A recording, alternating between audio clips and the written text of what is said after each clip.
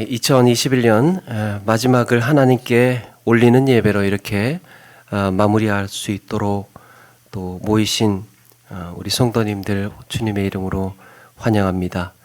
금방 끝날 줄 알았던 이 코로나19도 어느새 우리가 2년이 지나고 있습니다. 그동안 우리뿐만 아니라 우리 한국교회가 많은 타격을 받았고 여러 모양의 불리함과 악조건을 견뎌와야 했습니다. 그러다 보니 우리의 신앙의 생태계에도 변화가 찾아왔습니다. 함께 모여 식사하는 것도 오래되었고 함께 소그룹 가정교회 나눔하면서 서로 위로하고 기도하고 격려하던 시간들도 희미해져 갔습니다. 때로는 이런 시련을 겪으면서 우리의 신앙의 민낯이 또 드러나기도 했고 영상 예배로 인해서 함께 모여서 예배의 감동을 또 바라는 또 간절함이 더욱더 더해지기도 했습니다. 그런데 우리는 이런 어두운 길을 걸으면서도 우리의 길을 찾아가고 있습니다. 어려운 여건 속에서도 한 해를 되돌아보면 세계에 흩어진 우리 선교사님들을 도왔고 매일 말씀 같이 묵상하고 기도의 끈을 놓지 않았습니다. 감사일기를 통해서 감사를 발견하는 영적인 시력을 회복해가고 있습니다. 플로깅 사역을 통해서 지역을 보다 실제적으로 섬기고 전도하는 이런 체질로 바꾸어가고 있습니다. 그리고 이제는 가급적이면 또 현장에 모여서 함께 예배하는 이 예배의 갈급함이 더해지고 있습니다. 이제는 아깝다, 아쉽다, 후회된다 이런 이야기 좀 그만하려고 합니다. 트렌드 코리아 2022라는 책에 김남도 교수님이 이렇게 쓰고 있습니다. 2년의 기간을 두고 소비자와 시장은 새로운 방식에 적응했고 또 그에 익숙해졌다. 2022년 이후가 되면 다시 새로운 적응을 시작할 것이다. 이 새로운 트렌드 변화에 얼마나 빠르게 정확하게 대응하느냐가 결국은 포스트 코로나 시대를 살아남는 핵심적인 역량이 될 것이다. 여기서 제가 인상 깊었던 한 문장이 있습니다. 철학자 니체의 말을 인용하면서 이렇게 쓰고 있습니다. 우리를 죽이지 못하는 것은 우리를 더 강하게 만든다. 우리를 죽이지 못하는 것은 우리를 더 강하게 만든다. 코로나19가 우리의 믿음을 빼앗아가지 못했다면, 사탄의 세력이 우리의 영혼을 훔치지 못했다면, 삶의 고통과 크고 작은 시련들 앞에서 내가 아직 낙심하거나 포기하지 않았다면 우리는 더 강해질 차례입니다. 이제 우리는 이 모든 어려운 시련과 상황에 충분히 적응했고 이제 2022년을 바라보면서 우리는 더 강해질 차례가 되었습니다. 반격의 준비를 나서야 하겠습니다. 사랑하는 여러분, 그러고 보면 성경 속의 위대한 하나님의 사람들은 하나같이 이런 시련의 터널을 견뎌야 했습니다.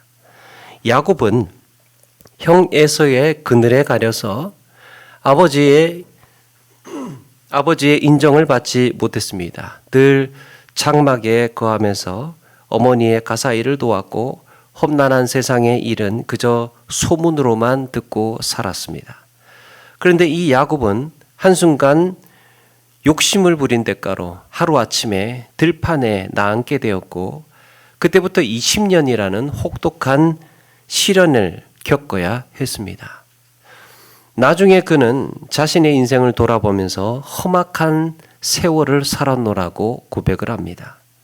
하나님께서 야곱을 들어 쓰신 것은 그 무렵이었습니다. 시련의 터널을 지나고 난 그 무렵에 하나님께서 들어 쓰셨던 거죠. 야곱의 11번째 아들 요셉은 어떻습니까? 아버지의 사랑을 독차지하면서 그야말로 손에 물 한 번 안 묻히고 살았던 이 요셉이 한없이 자기의 방패가 되어줄 거라 믿었던 아버지를 떠나서 애굽의 노예로 팔려가면서 혹독한 시련을 겪게 됩니다. 노예로 팔리는 순간 이미 죽은 목숨이던 이 요셉은 하나님의 은혜로 살아남았고 애굽을 구하고 이스라엘 민족을 살리는 놀라운 일꾼으로 쓰임 받았습니다. 철없이 아버지한테 고자질하고 형들한테 미움받고 집안에서 그저 색동옷 입고 귀여움을 독차지할 때 그때가 아니라 온갖 시련을 다 겪고 난 다음에 풍파를 다 경험하고 난 다음에 하나님께서 그를 만들어 쓰셨던 것입니다. 뿐만 아니라 하나님의 선택을 받았던 다윗은 하나님의 지명을 받는 날부터 고난이 시작되었습니다. 그가 하나님의 부르심을 받고 왕으로 선택이 되었다면 그때부터 하나님의 부르심을 받고 다윗에게 이 왕의 임명권을 임명하도록 했다면, 다윗이 이제 왕이 되었다면 그때부터 여러분 승승장구하면서 그렇게 나아가야 할 것 같은데, 그때부터 모든 문제들이 풀려야 할 텐데 하나님께서 다윗을 왕으로 지명하셨다면 그때부터 다 풀려야 될 텐데 다윗은 그때부터 삶이 꼬이기 시작을 합니다. 왕으로 선택되고 난 다음부터 그의 삶이 꼬이기 시작을 합니다. 수차례 죽을 위기를 맞이해야 했고 오랜 세월 동안 들로 산으로 도망 다녀야 했습니다. 그러나 다윗은 그런 시간을 거치면서 강해지고 있었습니다. 사랑하는 여러분, 우리 그리스도인의 신앙 체질도 그렇습니다. 지나고 나면 성장해 있고 지나고 나면 깨달아져 있는, 우리에게 다가오는 모든 시련과 고통과 고난은 우리를 성장시키는 양식이 되었던 것입니다. 하나님은 이렇게 우리에게 성장, 영적인 성장통을 경험하게 하신다는 거예요. 사랑하는 여러분, 아프다는 것, 시련을 당한다는 것, 그렇게 반가운 일이 아니지요. 목욕탕에 찬물 발을 담그는 거 싫은 것처럼 할 수만 있다면 맞이하고 싶지 않은 일입니다. 그러나 피할 수가 없지요. 오히려 우리에게 다가온 이 삶의 불편함과 이 시련들을 우리는 감당해야 할 때가 있습니다. 그래야 우리가 또 강해지고 성장하기 때문입니다. 그리고 우리는 경험으로 알고 있습니다. 아파보고 나니까, 힘들어지고 나니까 또 이전보다 더 많은 것을 알게 되고 더 많은 것을 보게 되고 더 귀한 것을 가지게 되었습니다. 그리고 우리는 이렇게 고백해야 됩니다. 이 모든 것이 우리 하나님으로부터 말미암았다라는 겁니다. 오늘 말씀에서 사무엘은 블레셋과의 전투에서 크게 승리한 이후에 큰 돌을 세워서 그 승리를 기념하고 있습니다. 그 이름을 여호와께서 여기까지 우리를 도우셨다, 여기까지 우리를 도우셨다 하는 뜻의 에베네셀이라고 했습니다. 그런데 이런 승리가, 이스라엘의 이런 통쾌한 승리가 하루아침에 일어난 게 아닙니다. 일찍이 이스라엘은 블레셋과의 전쟁을 벌인 적이 있죠. 당시 블레셋은 비옥한 평야를 가지고 있었고 철기 무기로 무장한 강력한 군사력을 갖고 있었습니다. 오직 블레셋만이 가지고 있었던 철기 무기, 그에 비해서 이스라엘의 군사력은 돌이나 나무 몽둥이, 기껏해야 청동으로 된 비교적 무르고 약한 이런 무기로 맞서고 있었습니다. 그러다 보니 이스라엘은 강력한 블레셋과의 전투에서 승산이 없다고 보았습니다.